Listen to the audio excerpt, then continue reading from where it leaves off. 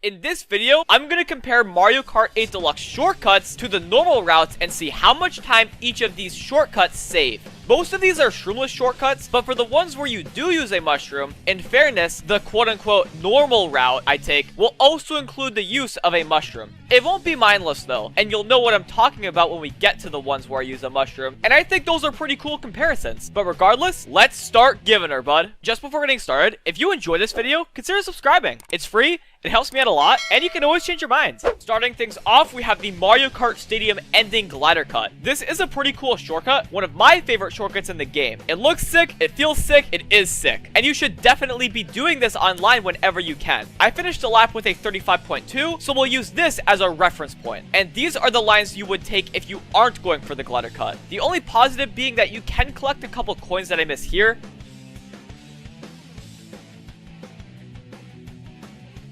And as you can see, the glider cut is about 0.7 seconds faster. It's worth mentioning that these time saves are strictly approximations. I'm not the best time trialer, and sometimes I'll be a little ahead or behind my ghost, so just keep that in mind. Now, the Sweet Sweet Canyon ending cut is all but worth it shroomless, but I thought it would be fun to include this. Let's not forget that you lose a ton of time simply realigning after making the shortcut. While it does feel cool when you make it, it saves barely any time, and I finished the lap with a 40.2. I was a little bit behind my ghost before approaching the shortcut, but honestly, I think I could have realigned after the shortcut more optimally.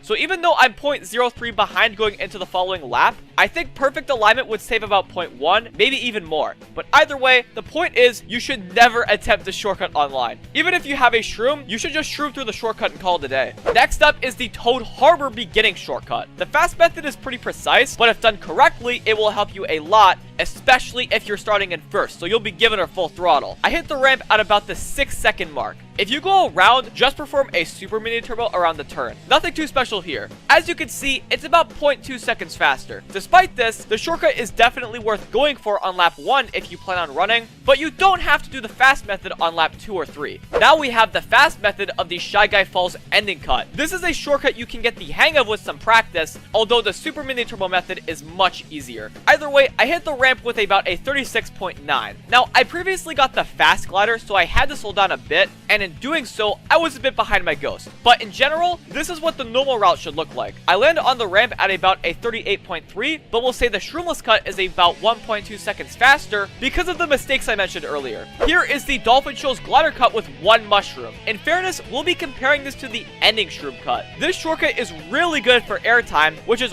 always great on a glider section. I finished the lap with about a 42.1. I'm only just a bit behind my ghost here, but regardless, the ending shroom cut and how you approach it. If you have a shroom, you should generally take the glider cut because of how safe the air is. But these ending strats aren't a terrible idea. We'll round up to the glider cut saving about 0.1 over the ending shroom cut. Next up is the Mount Wario snow cut. This one can be really good if you get as much air as I do here.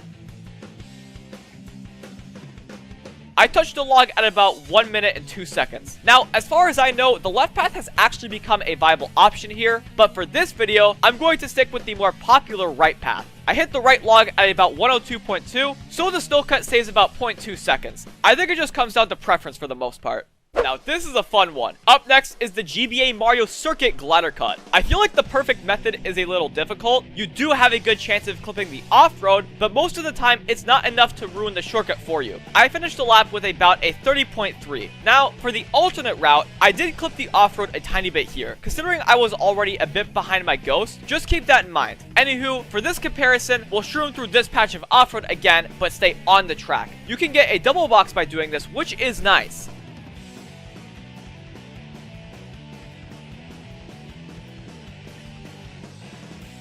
Although I finished the lap 0.15 behind the glider cut ghost, considering how I approached the off-road cut, I'll say the glider cut is 0.1 faster. Hell, it might not even be faster period, but you do get airtime and space from other racers for a good chunk of time. As long as the shock doesn't come through, you could be giving her full throttle if you take the glider cut. And once again, GBA Mario Circuit. This time, it's the ending shortcut. The perfect method is really precise, but even if the off-road slows you down, it's still more worth it than going around. I finished the lap with about a 31.5.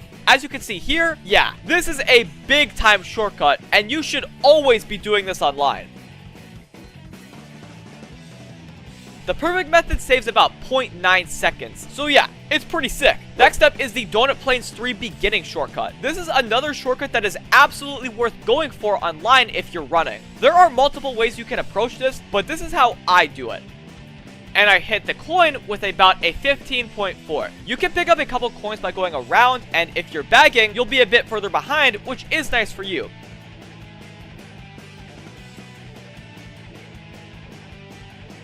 As you can see here, this shortcut saves about 1.1 seconds. Finishing off the retros is the TikTok clock lap 1 ending shortcut. This one is a ton of fun to pull off online and is definitely worth going for. You could save some additional time if you trick off the cog at the end, but here I finished the lap with about a 37.6. I think I could have played going around the cut a bit better, but generally speaking, you save the same amount of time. I didn't trick here either since I didn't trick after the cut, and as you can see, the shortcut saves about 0.9. A really good one, no doubt about that. Now we have the Yoshi Circuit beginning cut. I used to really dislike this one, but once I learned how much easier it is with 10 coins, I could say it can be a piece of cake once you get the hang of it. I approached the following turn with a 49.3. As you can see here, I'm about 0.1 behind my ghost, so just keep that in mind. Going around is definitely the safer option, and considering how much of a bagging track this is, the shroomless cut really doesn't mean anything in the long run. But either way, this shortcut is about a second faster than going around. Next up is the Dragon Driftway Gap Cut. This one saves a lot of time and is absolutely worth going for every single lap. It also just looks sick, which is nice. I'm about to trick off the ramp with about a 19.4. Now, keep in mind, I'm barely off-screening my ghost here, so this will be a more or less situation. But the point is, this shortcut saves a huge chunk of time.